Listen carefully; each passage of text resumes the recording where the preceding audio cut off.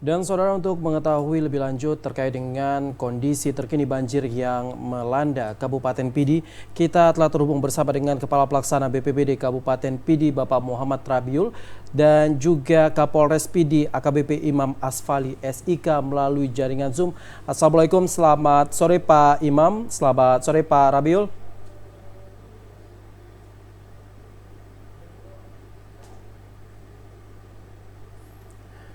Baik, kami masih mencoba untuk menghubungi Kepala Pelaksana BPBD Pidi dan juga Kapolres Pidi untuk membahas lebih lanjut terkait dengan kondisi terkini banjir yang melanda Kabupaten Pidi.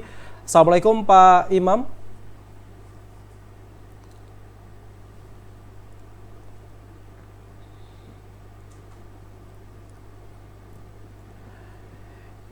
Ya, Assalamualaikum, selamat sore Pak Rabiul. Apakah sudah terhubung bersama kita pada hari ini?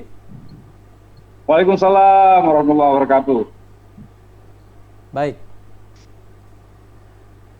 Ya, kita masih menunggu dua orang narasumber kita untuk membahas lebih lanjut terkait dengan update terkini banjir yang melanda Kabupaten Pidi. Dan sebelumnya saudara, memang banjir yang terjadi di Kabupaten Pidi ini sudah merendam wilayah Pidi sejak beberapa hari terakhir. Dan untuk saat ini kita akan segera mengetahui bagaimana kondisi terkini di Kabupaten Pidi.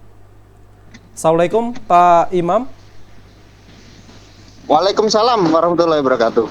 Baik, terima kasih telah terhubung bersama kami. Kita akan kembali mencoba menghubungi Pak Rabiul. Assalamualaikum, selamat sore Pak Rabiul. Waalaikumsalam warahmatullahi wabarakatuh. Baik, terima kasih telah menyempatkan waktunya. Pak, kita ke Pak Rabiul terlebih dahulu. Pak Rabiul, kita ingin tahu sebenarnya bagaimana kondisi banjir saat ini yang melanda Kabupaten Pidi.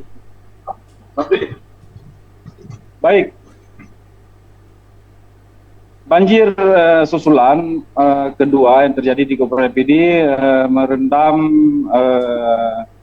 8 kecamatan dan 3 kecamatan terdampak angin kencang yang menyebabkan ketinggian air mencapai 1 sampai 1,5 meter dan mengakibatkan kerusakan atap rumah sejumlah 14 unit di 3 kecamatan.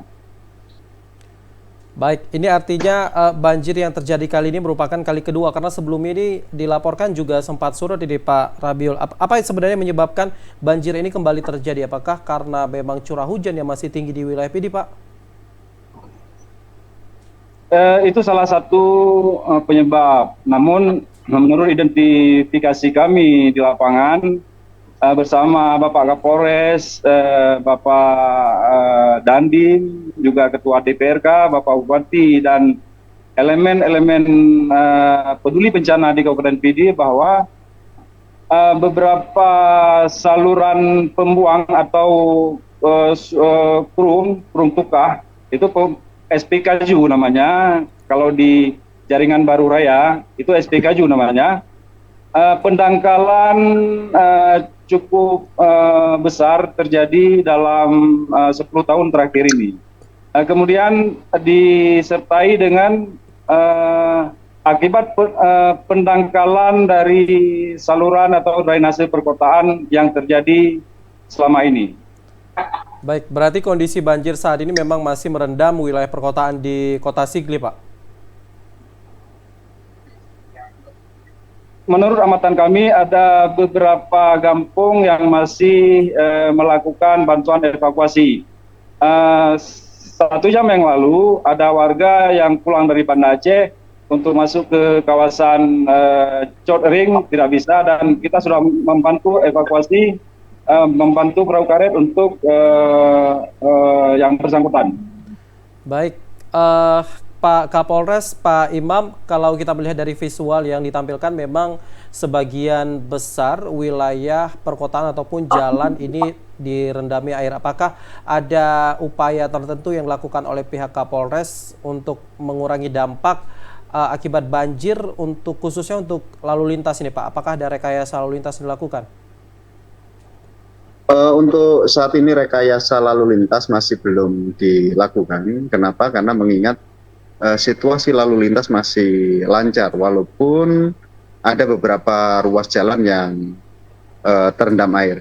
Namun saat ini dari pantauan terakhir baru saja saya lewati beberapa ruas memang sudah mengalami penyurutan dan sudah surut dan tidak terendam lagi. Namun kondisi saat ini hujan turun kembali, ya mudah-mudahan tidak ada rendaman di wilayah Kabupaten Pidi ini. Rendaman ini kan dari kemarin memang ada, namun untuk hari ini jalan rata-rata sudah mulai mengalami penyurutan, apalagi yang di gambar yang tertera di jalan yang menuju ke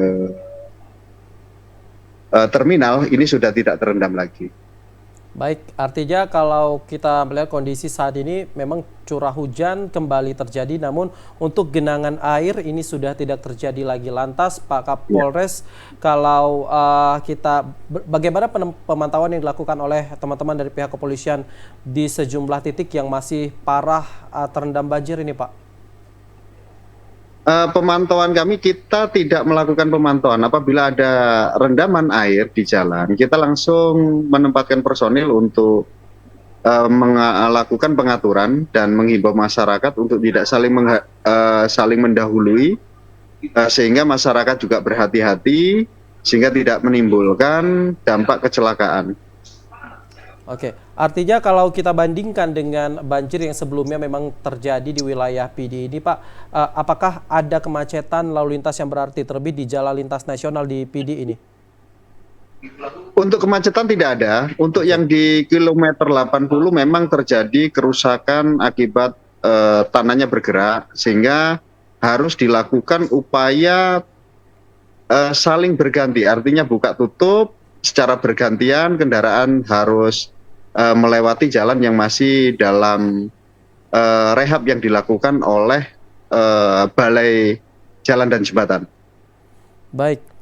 Baik Pak Kalaksa, Pak Rabiul, kalau kita melihat memang kondisi banjir saat ini sudah mulai surut, namun curah hujan ini kembali terjadi seperti yang disampaikan oleh Pak Kapolres tadi. Lantas upaya apa yang akan dilakukan oleh pihak BPBD PD, Pak, agar rendaman banjir ini tidak kembali berdampak terhadap aktivitas warga? BPBD tetap siaga di posko darurat bencana yang kami gelar di kantor BPBD Kabupaten Pidi, dan tim evakuasi siap siaga 24 jam untuk membantu warga yang membutuhkan. Tindak lanjut dari apa yang disampaikan sebelumnya, bahwa perlu normalisasi saluran pembuang dan Sungai Gunung Tukah yang akan segera kita eksekusi setelah mendapatkan beberapa kesimpulan yang kita dapatkan di lapangan. Baik, Pak Kalaksa, kalau misalkan kita flashback ke belakang, sebenarnya untuk wilayah Kabupaten Pidi ini bisa kita katakan bukan banjir tahunan, dan ini adalah banjir yang menurut sebagian warga pengakuan adalah salah satu banjir yang terparah. Mungkin ke depan upaya-upaya apa Pak yang akan dilakukan oleh BPBD sehingga ini kemudian tidak menjadi sebuah siklus banjir tahunan? Baik, yang pertama sebenarnya ini akibat dari perilaku buruk dari beberapa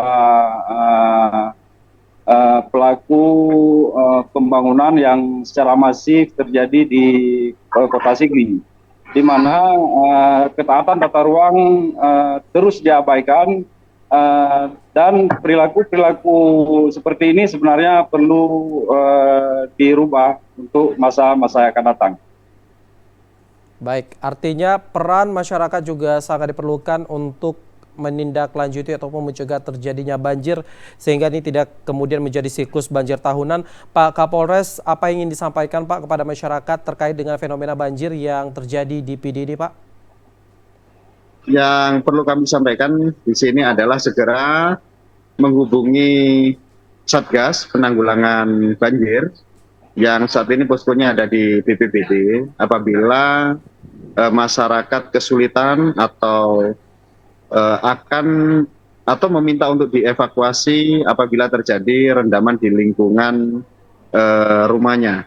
Yang kedua yang perlu kami sampaikan, untuk berhati-hati di dalam berkendara, untuk tidak saling mendahului di lokasi atau di wilayah di jalan-jalan yang terendam air sehingga tidak menimbulkan dampak kecelakaan. Baik, warga dihimbau untuk tetap berhati-hati ketika berkendara, terlebih di saat banjir merendam wilayah PD. Baik, Pak Kalaksa, apa yang ingin disampaikan kepada masyarakat menyikapi dengan banjir yang terjadi di Kabupaten PD ini? Silakan, Pak. Kami mengimbau kepada warga masyarakat yang merasa terancam dengan dampak dari turunnya hujan di sore ini. Nomor siaga Pusdalop Kabupaten PD sudah kita serahkan ke masing-masing titik yang rawan terhadap ketinggian air di Kecamatan Kota Sigli dan Kecamatan PD beberapa waktu yang lalu.